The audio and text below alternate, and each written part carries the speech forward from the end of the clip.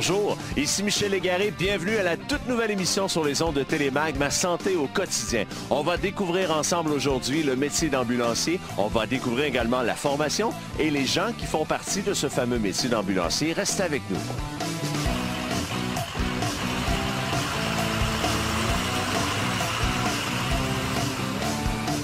Monsieur Monger, la coopérative des techniciens ambulanciers du Québec existe depuis déjà 25 ans. Qu'est-ce qui s'est passé à la coopérative depuis 88? Il s'est passé, d'abord, c'est un regroupement de tous les techniciens ambulanciers de la région de Québec. On a décidé, entre nous, d'acheter ce système-là à nos employeurs du moment, qui étaient les entreprises funéraires. Et puis, à ce moment-là, on a eu là aussi l'aide d'organismes gouvernementaux, entre autres la SDC dans le moment, c'est la Société de développement coopératif, qui nous ont aidés à partir en coop pour se donner un meilleur milieu de travail. Pourquoi avoir décidé, justement, de partir une coopérative? Dans le fond, c'était pour se donner une meilleure qualité de vie au travail. On voulait se prendre en main aussi.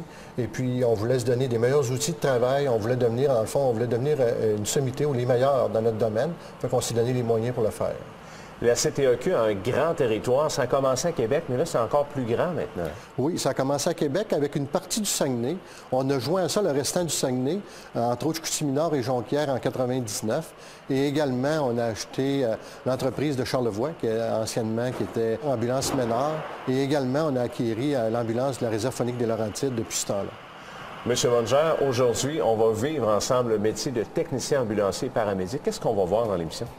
On va vous démontrer un cas du début à la fin. C'est-à-dire, à partir du moment que l'appel est rentré de la centrale dans notre véhicule par terminaux véhiculaires, et puis le temps qu'on arrive à la maison, tout le traitement s'en est jusqu'à l'hôpital avec nos partenaires. Vous allez voir, ça va être tout à fait extraordinaire.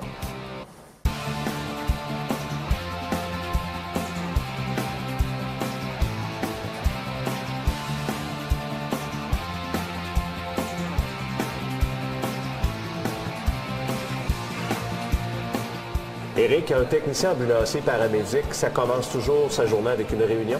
Une réunion de peloton où le superviseur va expliquer les problématiques de la journée, les choses à faire attention, les particularités qui ont peut-être changé. Après ça, les gens vont prendre charge d'un véhicule ambulancier, tout son équipement, qui a été préparé au préalable, dans notre cas, par les gens de la logistique. Et ensuite, est assigné un point de service central dans la ville, tout dépendant des véhicules disponibles et des disponibilités de la centrale de coordination des urgences.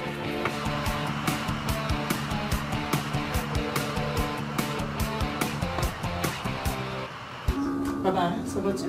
Ce qu'on essaie de faire, c'est de simuler un appel qui est relativement fréquent ici, à savoir une personne avec une douleur thoracique, qu'on présume jusqu'à preuve du contraire d'origine cardiaque. Dominique appelle, s'il vous plaît, l'appel.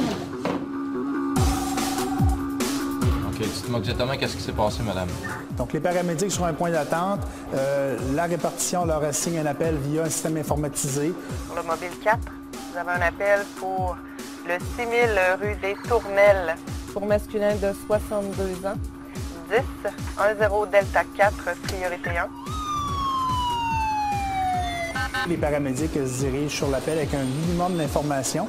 Tout ce temps-là, le répartiteur continue de prendre des informations et va les dispenser aux paramédics. Donc, c'est faux de penser que l'ambulance ne roule pas. L'ambulance roule, on est en direction et à ce moment-là, les paramédics sont mis au courant des changements d'état du patient.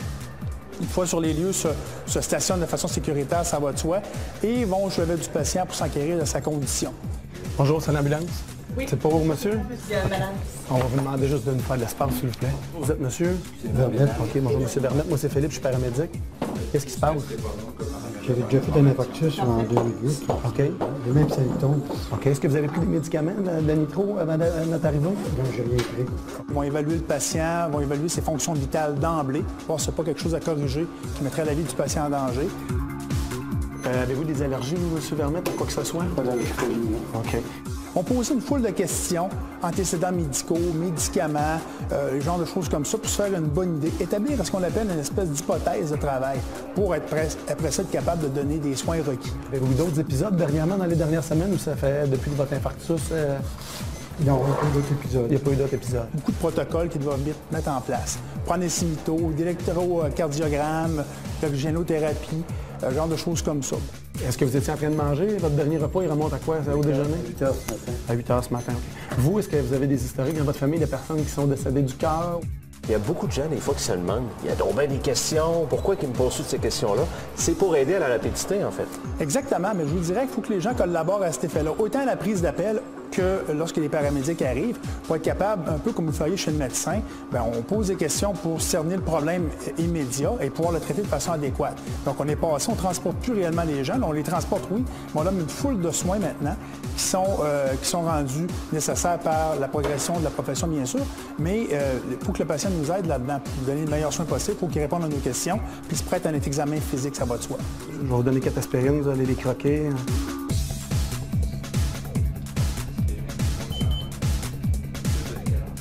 Bougez pas, M. Vermette, OK? Faites juste respirer. On fait la photo. Infarctus aigu. OK. Là, présentement, on a envoyé la photo de votre cœur à un médecin qui va l'analyser puis qui va nous permettre d'aller en hémodynamie à l'hôpital Laval, OK? Pour faire déboucher votre artère qui est bloquée présentement, OK? Fait que là, essayez le nitro. Je fais bon pour radiant. Ouvrez la bouche. Là, je vous ai donné une nitro en dessous de la langue à 10h35. Je voudrais que vous me disiez si votre douleur diminue avec la paix. OK, ça baisse un petit peu. Excellent. Monsieur Vermette, prenez-moi par les épaules. OK, on va faire juste, je vais juste vous demander de vous lever avec moi. Attends, check l'oxygène, Max. On va faire un petit pivot, puis c'est tout ce qu'on fait. Et voilà.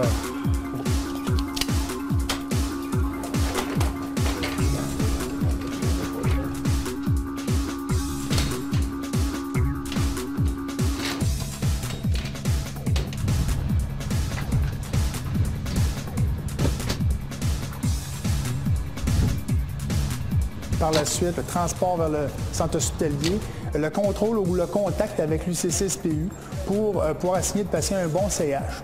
Bonjour, c'est Philippe du véhicule 3817 de Québec. Je vous ai envoyé un électro qui finit par 10h45. Est-ce que vous l'avez bien reçu? Oui. De plus en plus, le paramédic va faire ça. Amener le patient au bon hôpital qui est très spécialisé en des soins très définis. Donc, une forme de, je dirais, diagnostic provisoire va être établi en pré-hospitalier pour amener le bon patient au bon CH, au bon spécialiste, finalement. OK, fait que vous me confirmez que le docteur Ladouceur va le prendre en hémodynamie. Est-ce qu'on arrête à l'urgence ou on s'en va directement en hémodynamie? Directement en hémodynamie. D'accord. OK. Fait que s'il y a quelque chose, je vous rappelle, on part immédiatement. Nous avons mis en place au niveau de toute la région de la capitale nationale un nouveau programme de prise en charge des patients qui sont victimes d'un infarctus du myocarde. C'est un projet de télémétrie qui va nous permettre d'accélérer la vitesse de prise en charge et d'administration des différents traitements qui sont disponibles pour ces gens-là. Traditionnellement, lorsqu'un patient était victime d'une douleur qui était compatible avec un infarctus du myocarde, les ambulanciers l'amenaient vers le centre hospitalier le plus près où il était pris en charge. Maintenant, avec les traitements de revascularisation qui sont disponibles, on redirigeait le patient de l'urgence vers le centre d'hémodynamie pour que son traitement soit appliqué dans les cas où c'était indiqué et que c'était possible de le faire. Il y avait donc des délais qui étaient dus au système lui-même. Donc, le délai de transport vers le centre hospitalier initial, l'évaluation qui se passait au centre hospitalier initial, le constat que c'était un infarctus du myocarde et qu'il pouvait bénéficier d'une angioplastie, l'appel à une nouvelle ambulance qui transportait le patient vers le centre d'hémodynamie, tout ça, ça prend beaucoup de temps. Maintenant, qu'est-ce que l'on propose? C'est que lorsque le patient appelle, les ambulanciers arrivent à son chevet, réalisent l'électrocardiogramme, qui est l'élément essentiel à son diagnostic à ce moment-là, lorsque c'est indiqué, bien entendu. Et l'électrocardiogramme est transmis à l'UCC-SPU pour une interprétation. Si l'électro est positif pour un infarctus du myocarde et si le patient est stable, à ce moment-là, on va diriger le patient vers un centre d'hémodynamie directe pour éviter les délais qui étaient inhérents à l'évaluation dans le centre hospitalier initial. Donc, le patient va être dirigé directement vers une salle d'hémodynamie qui va avoir été mise en alerte par l'UCC-SPU déjà au préalable.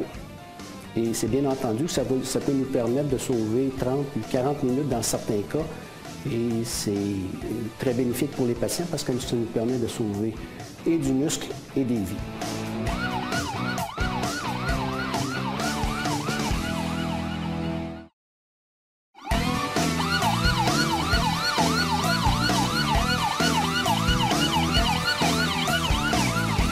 Je suis accompagné de Jean Denis, qui est superviseur pour la Coopérative des techniciens ambulanciers du Québec. On est en pleine nuit des ambulanciers ce soir. Quel est votre rôle exactement? Donc, le rôle du superviseur d'opérations ambulancières a quelques volets, dont un volet administratif et un volet opérationnel. Ce que ça veut dire, c'est qu'en début de corps, on doit s'assurer que tous nos véhicules sont opérationnels pour embarquer sur la route. Ensuite de ça, on rencontre nos gens dans ce qu'on appelle un briefing de début de corps de travail. Ensuite de ça, on va aller des activités spéciales telles que le festival d'été ou carnaval ou le Red Bull Crash Ice, par exemple, aussi. Donc, les endroits sont accessibles si jamais quelqu'un tombe malade ou qu'il y a une blessure, ainsi de suite. Ensuite de ça, les remplacements des ambulanciers ou des ambulancières qui sont absents. Et on est comme un peu l'homme et la femme à tout faire là, dans le service. Vous êtes combien de superviseurs à Québec? On est 4 superviseurs. Il y a 4 superviseurs permanents et 5 superviseurs qui remplacent les superviseurs permanents, autrement dit, dans la région de Québec, là, pour la CETAC, la Coopérative des techniciens ambulanciers du Québec. C'est quoi la première qualité que ça prend pour être superviseur? Il faut être un aidant naturel. Il faut être très humain. Il faut aimer aider les gens. Donc, puis il faut être passionné en même temps. Il faut vraiment être proche des gens et aimer ça. C'est des quarts de travail de combien d'heures environ, comme ce soir, là? OK. Nous, à CETAC, on a des quarts de travail de 8 heures, donc du lundi au vendredi de 8 à 4 ou d'un chiffre de 4 à minuit. Et on a ce qu'on appelle pas loin des 12 heures. Donc, on a des véhicules qui vont commencer à 6 heures, finir à 6 heures le matin, 7 heures ou 7 heures le même matin. Donc, c'est des quarts assez longs.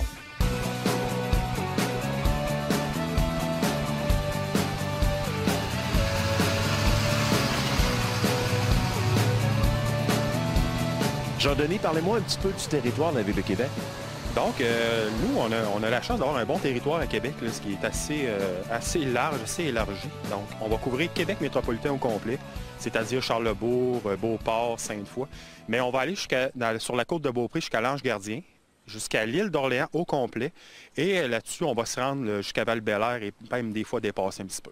Là, on est en pleine nuit. Les gens vont sûrement se le demander à la maison. Il y a combien d'ambulanciers dans la Ville de Québec qui travaillent ce soir? OK. Tout dépendamment des heures, plus qu'on avance dans la nuit, plus que le nombre de véhicules diminue parce que, statistiquement parlant, il y a moins d'appels la nuit. Donc, dans une certaine période, on peut partir de 15 véhicules à partir de 16 heures et tomber environ à peu près à 8 véhicules à 2 heures du matin. Il y a des gens qui doivent se demander, les ambulanciers, là, ça n'attend pas dans un garage. Hein. Il y a un secteur, là, vous avez parlé du territoire, mais il y a déjà dans la Ville de Québec, un peu partout, des ambulanciers qui sont tout près? Exactement. Nous, on n'a pas un système aux États-Unis, on est dans des casernes, on est comme dans des secteurs prioritaires qu'on appelle. Donc, le secteur central qui se trouve être Boulevard Amel et Marie-l'Incarnation, ça, c'est le secteur prioritaire qu'on appelle le secteur 3. On a le secteur Beauport, qui est un autre secteur prioritaire, et le secteur Sainte-Foy. Donc, dans un monde idéal, il faut que ces 3 secteurs-là soient couverts. Ensuite de ça, on va pallier dans d'autres secteurs avoisinants pour mettre des véhicules ambulanciers. Qui fait votre rapidité? Absolument.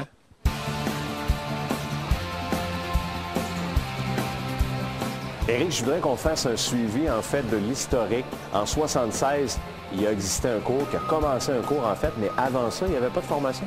Il n'y a pas de formation. À vrai dire, les gens, c'était est-ce que tu as peur du sang, connais-tu la ville? Puis bien, on a une job pour toi là, il faut que tu commences immédiatement. Donc, aucune formation. Puis après ça, 1976, c'est là qu'il y a une certaine forme de loi. On s'entend bien, c'est très de base. Donc, une loi qui obligeait des ambulances à être destinées seulement qu'à faire une ambulance. Donc, pas servir et pour les funérailles et pour l'ambulance. Et on a vu arriver le début d'un cours d'ambulancier. À ce moment-là, une personne sur les 2 devait être ambulancier, d'avoir un cours de préposé.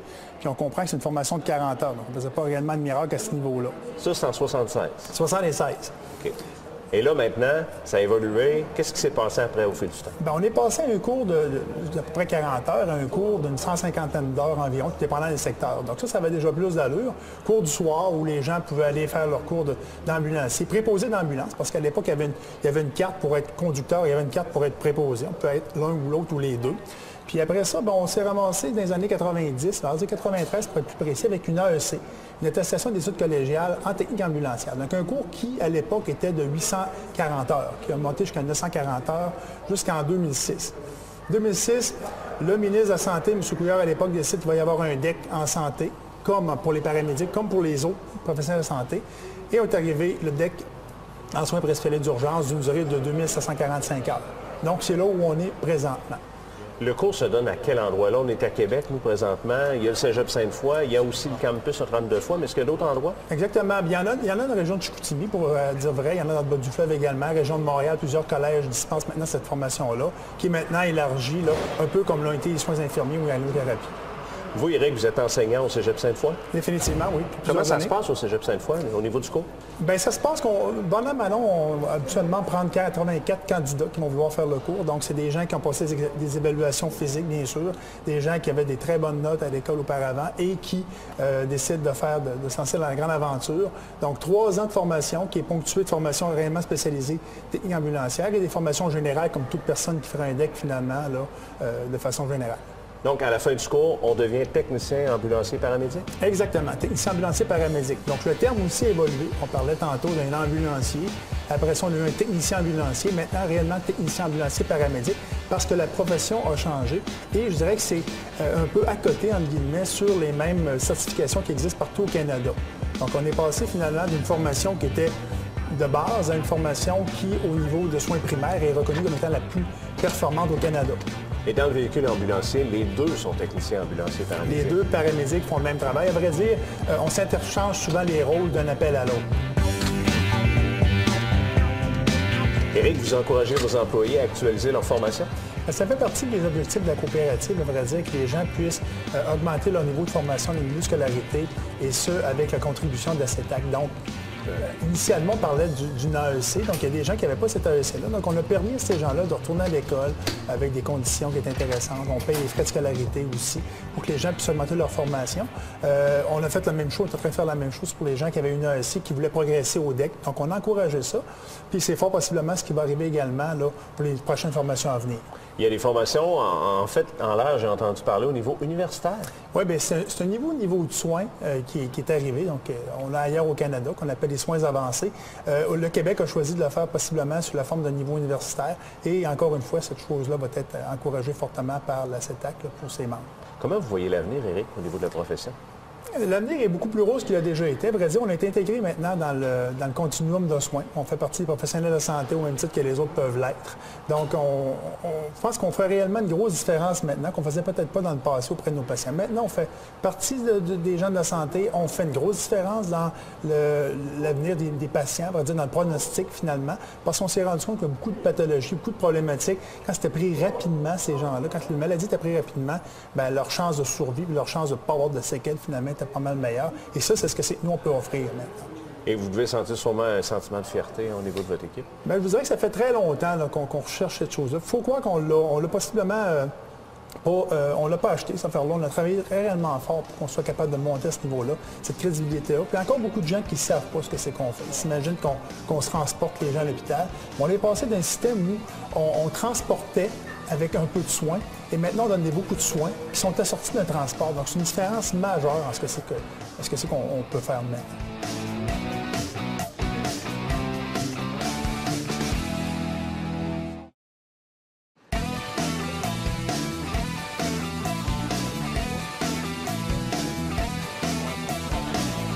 Éric, on parle ensemble de logistique à la coopérative. C'est quoi exactement? Le service de logistique, ça s'occupe finalement de faire l'entretien de tous les équipements qui vont dans l'ambulance, de faire la vérification du véhicule et de remettre le véhicule prêt après un autre heure de travail. C'est quelque chose qui auparavant était fait par les paramédics. Toutefois, on voulait communiquer avec nos gens, puis on voulait le faire en début de corps de travail sans d'aucune façon altérer le service à la population. Donc maintenant, le paramédic arrive, comme on le disait précédemment, va à sa rencontre avec le superviseur, son briefing, et pendant ce temps-là, la logistique se met à l'ouvrage pour remettre le camion en parfait ordre de fonctionnement. Donc vérification mécanique, bien sûr, du véhicule, vérification des équipements, vont désinfecter le camion et remettre tout ça à l'ordre pour être certain que tout est prêt pour partir sur la route. Est-ce qu'on peut avoir des exemples des équipements qu'on retrouve à l'intérieur d'un véhicule? Moniteur défibrillateur semi-automatique avec capacité de faire des ECG dose dérivation, des trousses de médicaments, contiennent plusieurs médicaments que le paramédic est habilité à donner. Civière hydraulique, une nouvelle technologie qu'on a depuis quelques années. Civière chaise, beaucoup de trousses obstétriques, trousses de pédiatrie, des équipements qui sont spécialisés pour les interventions qu'on a à faire. À la logistique également, on répare aussi nos équipements, chose qui est très propre à nous. Donc, nos civières, nos équipements sont en grande majorité du temps réparés ici, ce qui évite d'envoyer des équipements à l'extérieur. Chaque fois qu'on l'envoie à l'extérieur, on peut perdre un équipement pour 2, 3 semaines, 1 mois. Et compte tenu du volume d'appels qu'on a, on n'a pas le moyen, en termes de temps, de se priver de ces équipements-là. Donc, c'est une plus-value qu'on a ajoutée ici en ayant ce service de logistique. Bon entretien des équipements, bon suivi des équipements qui sont des équipements à la fine pointe, donc on veut que ce soit disponible. Et puis, par ailleurs, nos équipements sont bien décontaminés, désinfectés, très importants dans ces périodes de pandémie, d'épidémie qu'on vit à chaque année.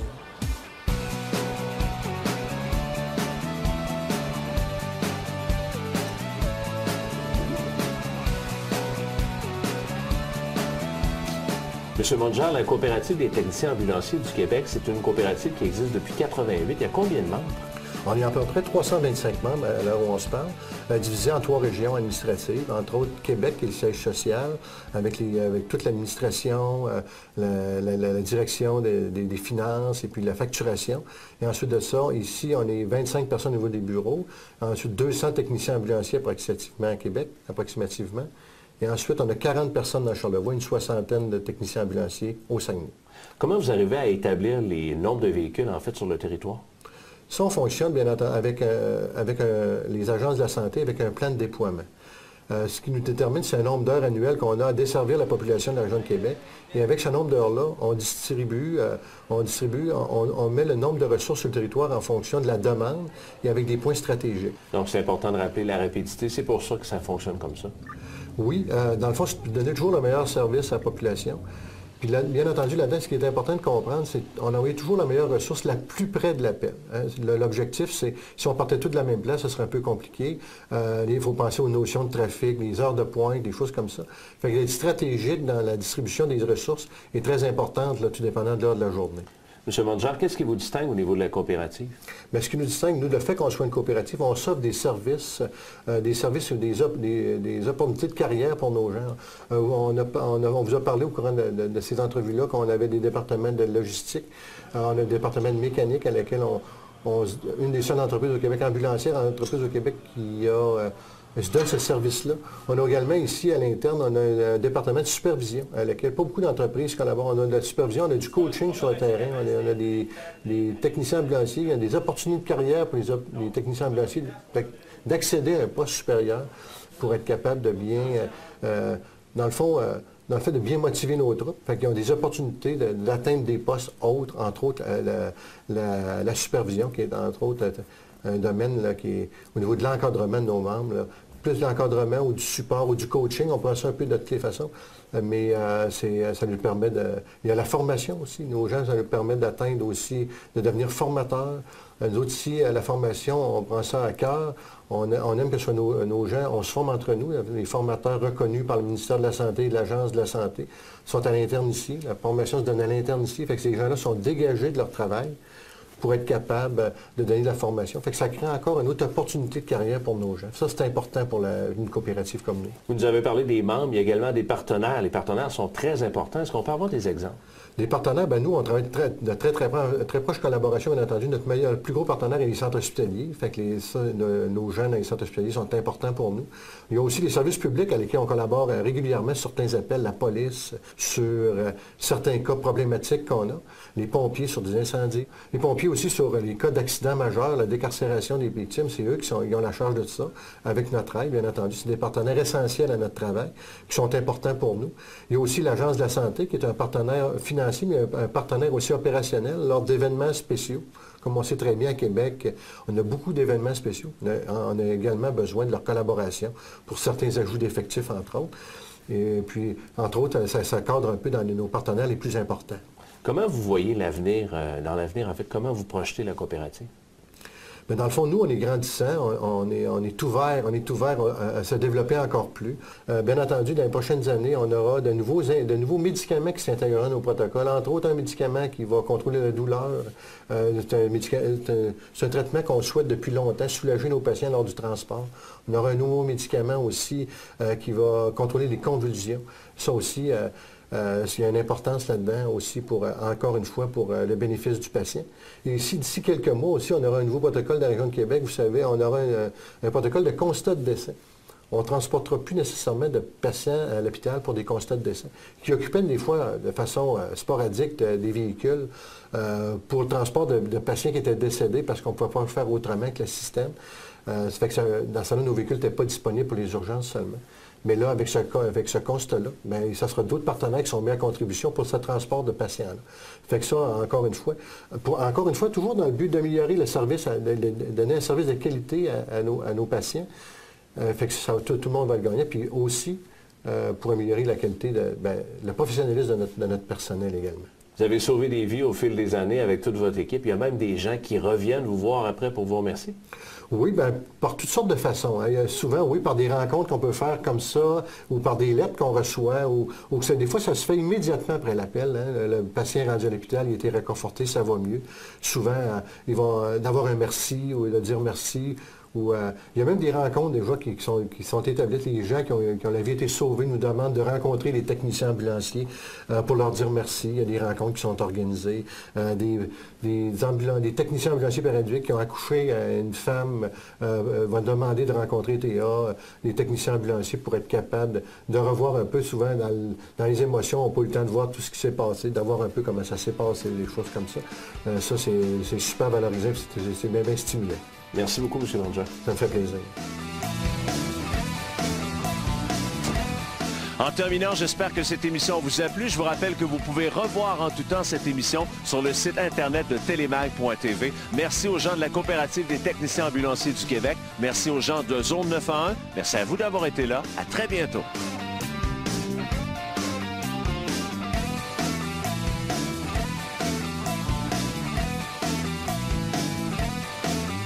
Cette émission vous a été présentée par la CETAC, la Coopérative des techniciens ambulanciers du Québec.